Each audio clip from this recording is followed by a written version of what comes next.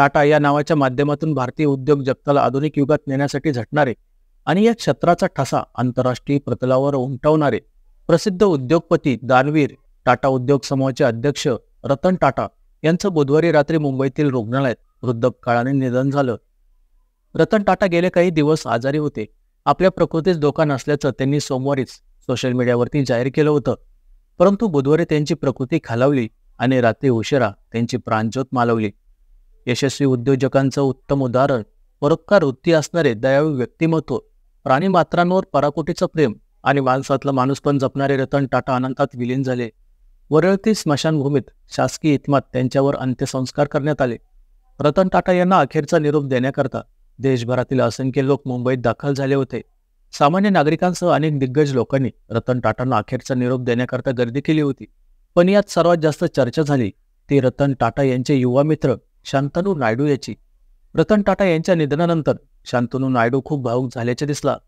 असं म्हणतात की मैत्रीला वयाचं बंधन नसतं, अशी शांतनू नायडू आणि रतन टाटा यांच्यातील ही मैत्री. उद्योगपती रतन टाटा यांच्या निधनानंतर त्यांचा कमी वयाचा जवळचा मित्र शांतनू नायडू यांनी भावनिक पोस्ट केले आहेत. रतन टाटा यांच्या जाण्याने जी पोकळी निर्माण झाली आहे ती भरून काढण्याचा आयुष्यभर प्रयत्न करेन, असं शांतनूने म्हटलंय. 30 वर्षाचा शांतनू व रतन टाटा हे खूप जवळचे मित्र होते. त्या दोघांची पहिली भेट कशी झाली आणि मैत्री कशी झाली याचा किस्सा खुद्द शांतनूने एका मुलाखतीत सांगितला होता. यात त्यांनी सांगितलं होतं की रतन टाटा यांनी स्वतः फोन करून शांतनूला सोबत काम करण्याची ऑफर दिली होती. ह्युमन्स ऑफ बॉम्बेने शांतनूचा प्रवास एका पोस्टमधून सांगितला होता. रतन टाटांशी भेट कशी झाली आणि सध्या शांतनू काय करतो याबद्दल त्याने या पोस्टमध्ये माहिती दिली होती. तर कोण आहे शांतनू नायडू, त्याची आणि रतन टाटा यांच्यातील भेटीची कहाणी आज या व्हिडिओमध्ये आपण जाणून घेऊयात. शांतनू नायडूचा जन्म 1993 मध्ये पुण्यातील एका तेलुगू कुटुंबात झाला. शांतनू याने सावित्रीबाई फुले पुणे विद्यापीठातून अभियांत्रिकीची पदवी आणि Cornell Johnson graduate school of मॅनेजमेंटमधून MBA केलंय.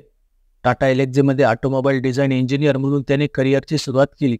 या दरम्यान त्याने भटक्या कुत्र्यांसाठी बनवलेल्या एका डिव्हाइसमुळे त्याची आणि रतन टाटा यांची भेट झाली होती.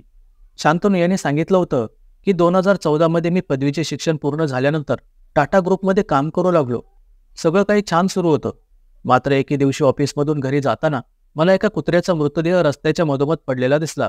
मला कुत्र्यांची खूप आवड आहे. मी अनेकदा कुत्र्यांना वाचवलं होतं. त्यामुळे तो मृतदेह पाहून मला खूप दुःख झालं. मी तो मृतदेह रस्त्यावरून बाजूला घेण्याचा विचार करत होतो आणि तितक्यात एक गाडी त्या मृतदेहाला चिरडून निघून गेली. त्यावेळी मला अगदी कसं तरी वाटलं. याबद्दल काहीतरी करायला हवं अशी जाणीव मला झाली. मग मी माझ्या काही मित्रांना फोन करून कॉलर रिफ्लेक्टर तयार केला, जेणेकरून रिफ्लेक्टर गळ्यात असणारे कुत्रे वाहन चालकांना दुरूनही दिसतील, असं शांतनूने सांगितलं होतं. पुढे शांतनू म्हणाला की हे रिफ्लेक्टर काम करेल की नाही याची मला कल्पना नव्हती. पण दुसऱ्याच दिवशी मला फोन आला आणि यामुळे एका कुत्र्याचा जीव वाचल्याचं मला कळालं. मला खूप आनंद झाला. माझ्या कामाची खूप चर्चा झाली आणि माझ्या कामाची दखल घेतली गेली. अनेकांना या रिफ्लेक्टर कॉलर विकत घ्यायच्या होत्या, मात्र आमच्याकडे त्या तयार करण्यासाठी पैसे नव्हते. त्यावेळी माझ्या वडिलांनी मला एक सल्ला दिला. टाटा ग्रुपचे अध्यक्ष रतन टाटा यांनाही कुत्र्याबद्दल भरपूर प्रेम आहेत. त्यांना तू पत्र लिहून याबद्दल कळव, असं त्यांनी मला सुचवलं. आधी मी नकार दिला. नंतर मी रतन टाटा यांना एक पत्र पाठवलं. काही दिवसांनी मी त्या पत्राबद्दल विसरलो. त्यानंतर अचानक एकदा मुंबईतील ऑफिसमध्ये ते मला भेटले आणि तुझ्या कामाने मी प्रभावित झालो आहे, असं सांगितलं. आजही तो प्रसंग सांगताना माझ्या अंगावर काटा येतो. त्यानंतर ते मला त्यांच्या घरी घेऊन गेले आणि आमच्या मैत्रीला सुरुवात झाली. नंतर त्यांनी रिफ्लेक्टर कॉलरच्या मोहिमेला आर्थिक मदत केली, असं शांतनूने सांगितलं आहे. काही काळाने शांतनूने टाटामधील नोकरी सोडून परदेशात शिक्षणासाठी जायचं ठरवलं. तेव्हा त्याने रतन टाटा यांना एक वचन दिलं होतं. मी शिक्षणासाठी परदेशात गेलो तरीही शिक्षण पूर्ण झाल्यानंतर मी माझं संपूर्ण आयुष्य टाटा ट्रस्टमध्ये काम करेन, असं आश्वासन मी रतन टाटांना दिलं. त्यांनी मला हसत हसत होकार दिला, असं शांतनूने सांगितलं. शांतनू भारतात परतल्यावर रतन टाटा यांनी फोन करून त्याला कामाची ऑफर दिली होती. याबद्दल शांतनूने सांगितलं की मी शिक्षण पूर्ण करून भारतात परतल्यावर त्यांनी मला फोन केला. माझ्या ऑफिसमध्ये बरंच काम आहे, तू माझा असिस्टंट होशील का, असं त्यांनी थेट विचारलं. काय बोलावं मला सुचत नव्हतं.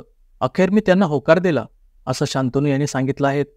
रतन टाटा यांच्याबद्दल पुढे शांतनूने म्हटलंय की चांगला मित्र, चांगला मार्गदर्शक आणि चांगला बॉस मिळावा म्हणून माझ्या वयाचे तरुण झटताना दिसतात. त्यावेळी मला माझ्या नशिबावर विश्वास बसत नाही, कारण हे सगळं मला रतन टाटा नावाच्या एका सुपर ह्युमनमध्ये मिळालं आहे. लोक त्यांना बॉस म्हणतात, पण मी त्यांना मिलेनियर डंबलडोर असं म्हणतो. असं शांतनू यांनी ह्युमन्स ऑफ बॉम्बेशी 2018 मध्ये बोलताना सांगितलं होतं. तर अशी होती उद्योगपती रतन टाटा आणि त्यांचा युवा मित्र शांतनू नायडू यांची मैत्री. उद्योगपती रतन टाटा यांना भावपूर्ण श्रद्धांजली.